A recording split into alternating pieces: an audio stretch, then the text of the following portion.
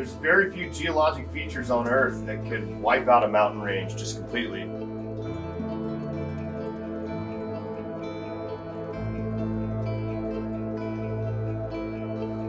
The interesting thing about the Teton Fault is that it has not moved in recorded history, right? So this could be an active fault storing up a tremendous amount of seismic energy just waiting to rip.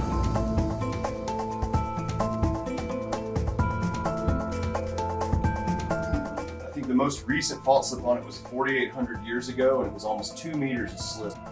If you had a 2-meter slip event on a fault that's this long, that's 70 kilometers long, which is the traditionally interpreted length of the Teton Fault, you'd be looking at a magnitude 8 earthquake, right? Which would be huge. I mean, for this place, this community would be essentially decimated.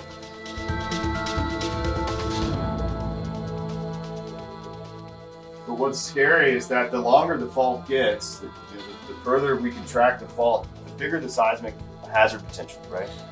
So we think that we may have identified evidence that this fault could be up to 25 to 30 kilometers longer than anyone's ever thought, at least.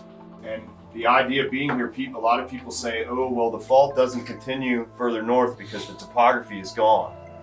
But maybe Yellowstone has wiped that topography away. The fault can keep going, it's just that the footwall remnant of it has been removed.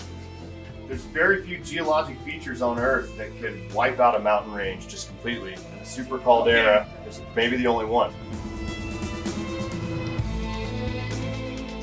What we'll be doing here then are these three-pronged attacks, right? We're going to attack this from a chronology standpoint, which will be my responsibility with the backcountry folks.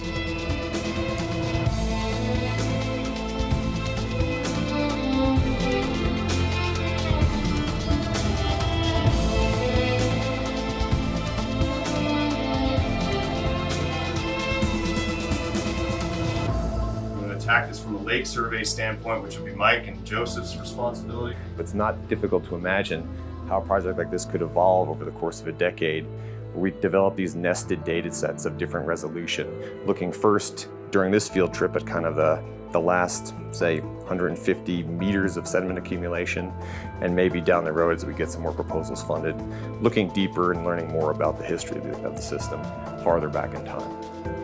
Land seismic survey is going to be Ed's responsibility. We're interested in this small window right here, and that's where our signal lives.